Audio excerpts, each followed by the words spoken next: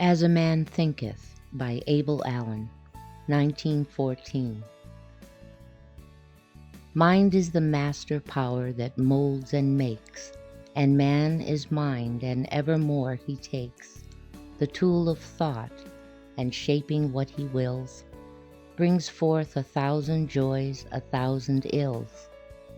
He thinks in secret, and it comes to pass. Environment is but his looking glass. James Allen. Nature does not thrust powers and accomplishments upon us. In her infinite wisdom, she left us a work to perform. Endowed by nature with incipient powers, it was left to man to develop them or not, as he should determine. Wisely was it ordained when man was created that he should eat his bread by the sweat of his brow. Labor has been the propelling force in man's progress and advancement in civilization. Without it, he would have placed no value on that which satisfies his wants and ministers to his comforts. We value that most which we accomplish by our own efforts, either physical or mental. Diamonds are found only in the dark places of the earth. Truths are found only in the depths of thought, says Victor Hugo. That we may have a due appreciation of the forces and powers within us, we must learn to unfold and develop them for ourselves. This we can do only by the exercise of our own thought and willpower. If we wish mental power, we can have it only as we exercise the faculties of the mind and thus develop and educate them for the work that devolves upon us. If we wish character, thought is the key to its development. If we desire accomplishment along any chosen line, we must put forth the thought and effort necessary to produce the sought-for results. If we wish to utilize the subjective forces within, only as we properly train the objective mind to play upon them and impress its thought upon them, can we expect valuable or important effects. Cause and effect are written everywhere in the universe. The law of compensation is ever before our eyes. If we would evade it, it steps in our pathway to block our progress. We must ever pay the price. Wherever there is an effect, there was first a cause. Everything in the universe that we observe, all the varied and marvelous manifestations in nature, all that takes place in men's lives, proclaim the truth and universality of this law. From electrons to worlds keeping their orbits through infinite space, all things animate and inanimate must obey the positive mandates of this law. This law is as inexorable, unerring, and constant in the mental and spiritual planes as in the physical universe. It is never suspended, never varies. It is fixed and eternal. The same law that the planets obey, that causes the seed to germinate and grow, that brings the recurring seasons with equal precision, regulates and controls every thought sent forth from the human mind. Let us consider well what thoughts we entertain, and how we shall send them forth, for they are causes and will in good time come into expression in our own lives. As a man thinketh in his heart, so is he. This wondrous truth is old, and yet it is new. Its application is new to us every moment of our lives. Its real significance and true meaning were never known until the discovery of modern psychology. Until we have learned something of the nature of the subconscious mind, we can have but a faint understanding of the import of this golden proverb. We must first realize that the subconscious mind has control of the functions and forces of the body. that it is the great mental and spiritual storehouse of man, that it is amenable to every suggestion of the objective or conscious mind, that the conscious mind acts, the subconscious reacts, the conscious mind produces the impression, the subconscious produces the expression. The conscious mind determines what is to be done, the subconscious supplies the mental material and necessary power before we can understand its full meaning and significance.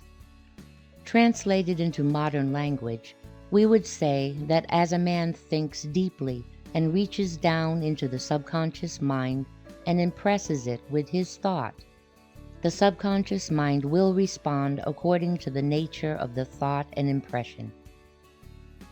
Plato said, "Thinking is the talking of the soul within itself." Thought is dynamic. Thoughts are not things but the forces back of things, the creators of things. Thought is power. Thought is force. Thought is cause. Our todays are the result of our past thinking. Our tomorrows the result of our present thinking. We have been our own mental parents, and we shall be our own mental children. All that a man does and brings to pass is the vesture of thought. There is a correspondence between thought and deeds, thoughts and circumstances. Thoughts produce conditions in our physical bodies, in our lives and circumstances, according to the character of those we harbor. Emerson says, "The key to every man is his thought.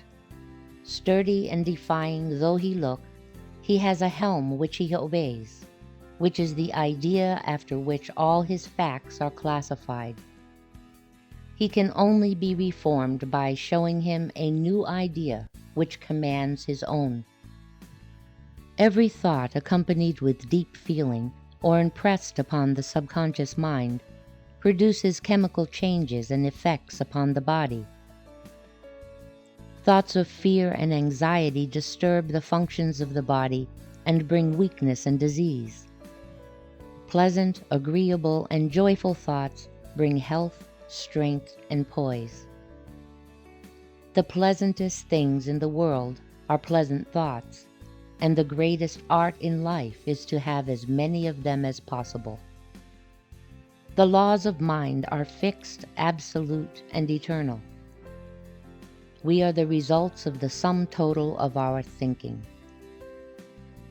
Thoughts are revealed in our faces and manifested in our lives. As we glance in the mirror, we see the reflection of our thoughts. Men foolishly believe their thoughts are their own, and that they may entertain them in secret and keep them to themselves. Thoughts are not secrets. They are not their own. Every thought is registered in the archives of the soul. Thought pencils the lines in the brow. Thought plows furrows in the cheek. Thoughts reveal their character in the expression of the eye. The face is the mirror reflecting the mind and thought of its possessor. Walt Whitman says, "Sauntering the pavement or riding the country road, lo, such faces. Faces of friendship, precision, caution, suavity, ideality. The spiritual prescient face, the always welcome, common, benevolent face. The sacred faces of infants, the illuminated face of the mother of many children. The face of an Amor, the face of veneration. The face withdrawn of its good and bad, the castrated face. This now is too lamentable a face for man. Some abject louse asking leave to be cringing for it. This face is a haze more chill than the Arctic Sea. Its sleepy and wobbling icebergs crunch as they go. The melodious character of the earth, the finish beyond which philosophy cannot go and does not wish to go. the justified mother of men. If we but observe, we too can see the faces Whitman saw as we saunter through the highways and byways of life. Similar faces appear in every street and thoroughfare. Whitman looked through the eyes of the seer. He saw beyond the faces. He recognized the silent causes there registered. He understood. We too can look beyond the expression to the cause and understand they were all wrought in the forge of thought. We can almost feel the calculating thought of the man with the face, a haze more chill than the Arctic Sea. We can see a life of unselfish love back of the face of the justified mother of men. The character of thought betrays itself not only in the faces of men, but in their lives and characters as well. Thought determines character. Thought is character. James Allen has well said, "Think good thoughts and they will quickly become actualized in your outward life in the form of good conditions. Control your soul forces and you will be able to shape your outward life as you will." The difference between a savior and a sinner is this, that the one has a perfect control of all the forces within him. The other is dominated and controlled by them. Dwell in thought upon the grandest, and the grandest you shall see. Fix your mind upon the highest, and the highest you shall be. What we sow, that shall we also reap. Some men seem to think this law applies only to outward acts and relates only to the sowing in a physical world. But the same law governs mind and thought. Thoughts of revenge, hatred, jealousy, envy, and lust affect and mold the character and lives of those who harbor them, as certainly as effect follows cause. Sooner or later they will be externalized and manifested in every outward circumstance and condition of life. Thoughts generate health or toxins in the system according to the kind of thought entertained. Thoughts of malice, fear, hatred, and envy interfere with the normal functions of the body, affect its secretions, generate poisons resulting in disease. Thoughts of health, thoughts of joy, thoughts of kindness bring joy and health to him who entertains them and sends them forth. If we think ourselves inherently bad, we shall reap the fruits of that thought. If we conceive of ourselves as weak and unworthy, as Whitman said, asking leave to be, we shall develop those qualities and actualize them in our daily lives. If we recognize divine attributes as our inheritance, we shall grow into the likeness of those attributes. Whitman said, "I believe in you, my soul. The other I am must not abase itself to you. To me the converging objects of the universe perpetually flow." It is the man of conscious power within that wins in life's contest. He is great because his thought was first great. The man who is conscious of the potentialities of his own nature and couples energy with that thought is master of circumstances. He is the magnet that attracts power, attracts success. He is success. A man may have a lofty opinion of himself, but as long as he thinks small thoughts, he will be small. Man can only become great as he thinks great thoughts, and to think great thoughts he must seek to gain a larger consciousness of real worth and superiority. Greatness is strength without egotism. It is power with a desire that others shall not recognize that power. Jesus said, "Blessed are the meek, for they shall inherit the earth." He did not employ the term meekness as the synonym of weakness. His thought was that man should be great without parading it, without ostentation, strong without letting it be known. This is the essence of all greatness. By the law of suggestion, the subconscious mind is amenable to the thoughts and impressions it receives from the conscious or objective mind. The subconscious registers the impression, which is again given expression in the life and character of the individual. The subconscious faithfully reproduces every mental idea or state contained in the impression. The law is as unerring as the law of gravitation. As is the suggestion, so is the result. The subconscious is a rich soil, and the seed thought planted therein by the conscious mind will produce according to its kind. If we plant flowers, we shall pluck flowers. If we sow tares, the crop will be tares. The subconscious is an obedient servant. It obeys the thoughts of the conscious mind. What it receives, it reproduces, and its effect is manifested in the personality of the individual. If we sow ideas of diseases, we shall reap a harvest of disease. Thoughts of health will be re-expressed in healthful conditions. If we sow ideas of poverty, that will be our portion. If we sow thoughts of inferiority, weakness, and fear, we shall build a personality devoid of character and strength. Ideals of abundance will produce abundance if we plus them with intelligence and energy. In that valuable little volume, The Great Within, Mr. Christian D. Larson has stated the law well and correctly. The subconscious mind is a rich mental field. Every conscious impression is a seed sown in the field and will bear fruit after its kind, be the seed good, bad, or otherwise. All thoughts of conviction and deeply felt desires will impress themselves upon the subconscious and will produce their kind, to be later expressed in the personal being of man. Since the subconscious is impressed with every earnest and deeply felt thought, it is easy to understand how beliefs stamped upon youthful minds are perpetuated in adult age, whether they are true or false.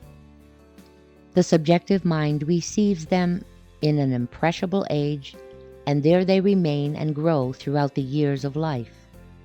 Certain institutions understand the psychological law perfectly and therefore insist on what they call religious instruction in early life, before they encounter any opposition from autosuggestion or independent thought. The religious instruction usually consists of teaching certain creeds and dogmas, and in most instances playing upon the emotions to cause their teachings to be impressed upon the subconscious. Fear has been the favorite influence to cause these impressions to become permanent in the subconscious. These impressions, being ground into the subjective mind, remain to bring forth fruit after their kind in the succeeding years. It is no evidence of their truth that they remain as fixed belief in mature age.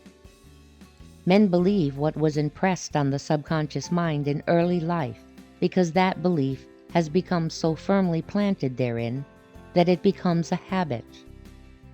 Habits thus formed in childhood prevent the mind from accepting any line of thought that does not accord with those habits or beliefs. They are accepted as fundamentals, and logic and reason are powerless to overcome them. Yet these habits and beliefs, however firm or fixed they may become, may or may not be true. That they are thus believed in mature life by men of the highest intellectuality is no evidence of their truth. Men of greatest mental attainments differ as widely in their religious beliefs as the opposite poles of the universe. They cannot all be true. The question is asked, why do intelligent men differ so radically?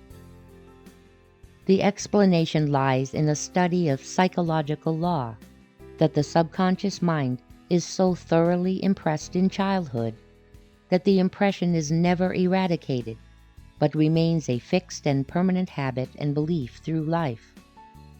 Men are compelled to believe as they do by reason of the deep impression on the subconscious mind. These impressions are so strong that they color and warp everything that enters into the mind thereafter, even education itself. Thus, education and training become merely servants of our earlier beliefs. Then, too, ecclesiastical authorities and ecclesiastical reverence are important factors in silencing youthful minds from questioning what they are told. They are taught that they must accept the instruction given as the final commands of authority, and to make further inquiries would tempt the divine patience. These become deep and lasting impressions on the subconscious mind, the tendencies of which are to preclude further inquiries in later years.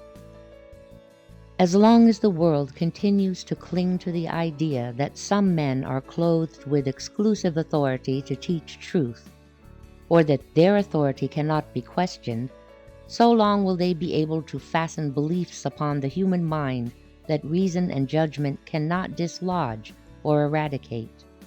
So long as the child is taught that it is dangerous to think except as his spiritual advisors tell him, and that he must accept their interpretation of what has been written, so long will he refuse to see or accept truth or enlarge his conceptions of truth. Whatever his intellectual attainments may be, he is likely to remain a spiritual slave. Mr. Larson has well said, "When you accept anything as final, you bring your mind to a standstill in that sphere of action, and the fact that nearly the whole world has accepted certain spiritual ideas as final is the reason why spirituality, real, living spirituality, is almost unknown today."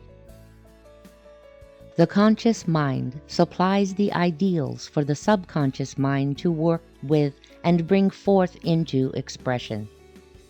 This is a subject for the deepest thought and consideration, and is the key to all true mental training. As is the ideal, so will be the expression. It is of the utmost importance that proper and truthful ideals be always held before the subconscious, for whatever they are, they will find expression in the life, character, and personality of the individual.